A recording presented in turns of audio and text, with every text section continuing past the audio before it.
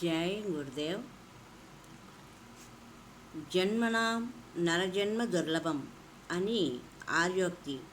భగవంతుడు మానవునికి బుద్ధిని ప్రసాదించాడు.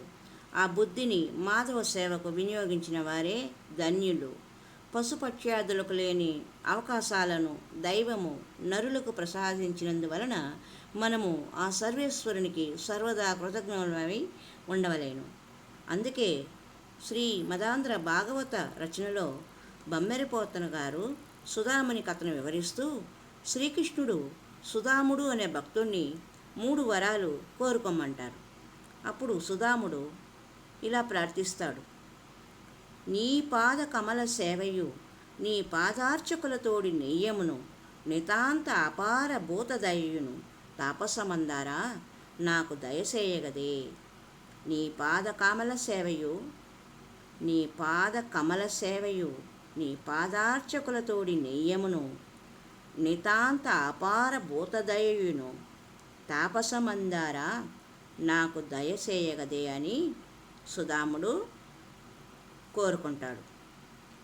అని 3 వరాలు సుధాముడు కృష్ణుణ్ణి కోరుకుంటాడు.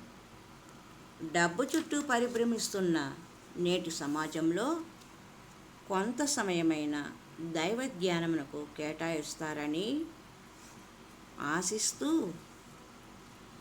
ఇది కలియుగం కాబట్టి ఈ కలియుగంలో మనము ఉదయం నిద్రలేచినప్పటి నుండి పడుకునే వరకు తెలిసి తెలియక అనేక కలి ప్రభావం వల్ల పొరపాట్లు చేస్తూ ఉంటాము.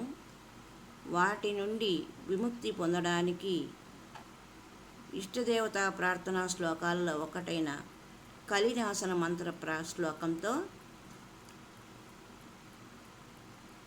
మంత్రాన్ని పఠిస్తాం. ఓం కర్కోటకస్య నాగస్య దమయంత్యా నలస్య చ ఋతుపర్ణస్య రాజర్షేః కీర్తనం కలినాశనం. ఓం కర్కోటకస్య నాగస్య దమయంత్యా నలస్య చ ఋతుపర్ణస్య రాజర్షేః కీర్తనం కలినాశనం. ఓం కర్కోటకస్య నాగస్య దమయంత్యా నలస్య చ ఋతుపర్ణస్య రాజర్షేః కీర్తనం కలినాశనం అని కలినాశన మంత్రమును మీకు వీలున్నప్పుడు అలా జపించుకోండి. మీ సమస్యల నుండి మీరే బయటపడి ప్రశాంతంగా ఉండగలరని భావిస్తూ హరి ఓం తత్సత్. సర్వే జనా సుఖినో భవంతు. లోకా సమస్త సన్మంగళాని సంతు. జై శ్రీరామ్.